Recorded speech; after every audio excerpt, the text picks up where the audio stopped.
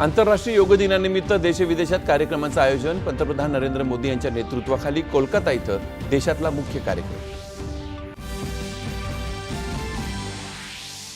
जग अनेक आव्हानांचा सामना करत असताना मानवजातीला शांतता आणि सामूहिक कल्याणाचा मार्ग दाखवण्यात योग महत्त्वपूर्ण भूमिका निभावत असल्याचं राष्ट्रपतींचं प्रतिपादन.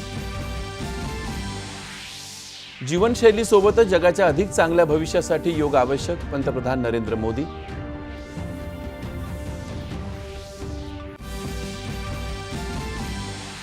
योग हा आपल्या सांस्कृतिक वारशाचा अविभाज्य भाग असल्याचं माहिती आणि प्रसारण मंत्री अश्विनी वैष्णव यांनी केलं अधोरेखित. बिकानेर इथल्या योगाभ्यासात सहभाग. आंतरराष्ट्रीय योग दिनानिमित्त राज्यातही सर्वत्र कार्यक्रम. जीवनशैली विषयक आजारांवर योग हा रामबाण उपाय असल्याचं मुख्यमंत्र्यांचं मुंबईतल्या कार्यक्रमात प्रतिपादन. पंतप्रधानांच्या उपस्थितीत कोलकाता इथं नौदलाच्या INS दुनागिरी, INS संशोधक आणि INS अग्रय या स्वदेशी बनावटीच्या नौकांचं जलावतरण. प्रबळ नागरी सामर्थ्य असलेल्या देशाचा आर्थिक आणि सामरिक प्रभावही प्रबळ असेल हे वास्तव ओळखून भारत त्यासाठी स्वतःला सज्ज करत असल्याचं पंतप्रधानांचं प्रतिपादन. राज्य विधिमंडळाच्या पावसाळी अधिवेशनात महिला शेतकऱ्यांना कायदेशीर दर्जा देण्याच्या विधेयकासह 10 विधेयकं मांडणार. मुख्यमंत्री देवेंद्र फडणवीस यांची माहिती.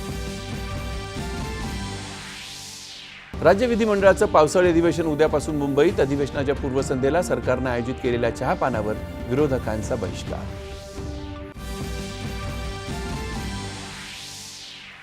माहितीपट, लघुपट आणि अॅनिमेशनपटांसाठीचा भारतातला प्रमुख महोत्सव असलेल्या 19व्या मुंबई आंतरराष्ट्रीय चित्रपट महोत्सवाची आज मुंबईत मान्यवर आणि रसिकांच्या उपस्थितीत सांगता.